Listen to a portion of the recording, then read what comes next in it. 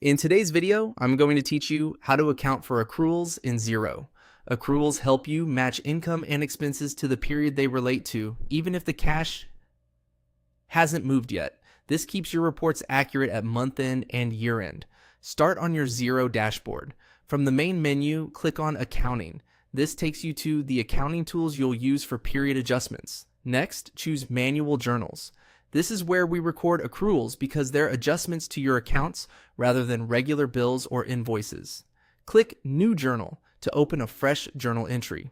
At the top, add a clear narration. Use plain language that quickly explains the purpose, like month-end accrual for utilities or accrued revenue for support services. Good narration makes reviews and audits faster and avoids confusion later. Select the date for the journal. For accruals, this is usually the last day of the period you're adjusting, such as the final day of the month. Dating it at period end ensures the expense or revenue shows in the correct reporting window. Now, enter the lines of the journal. In the debit field, choose the account that needs to be recognized in this period. For example, for an expense accrual, debit the relevant expense account to record the cost in the month it belongs. Then enter the amount. In the credit field, choose the balance sheet account that holds the temporary accrual, such as an accrued expenses or accrued liabilities account, and enter the same amount. For a revenue accrual, you'll usually debit an accrued revenue or receivable type account and credit the appropriate revenue account.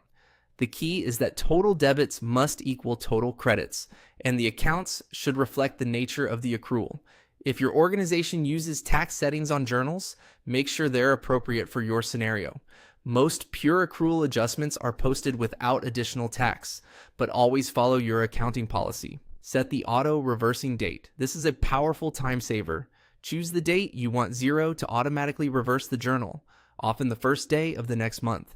That way, the accrual unwinds at the start of the new period, preventing double counting once the actual bill or invoice is recorded. When everything looks right, click Post. Xero will record the journal on the date you selected and schedule the reversing entry for the auto reverse date. That's it. Your period end accrual is in place, your reports are more accurate, and the system will clean it up automatically when the next period begins.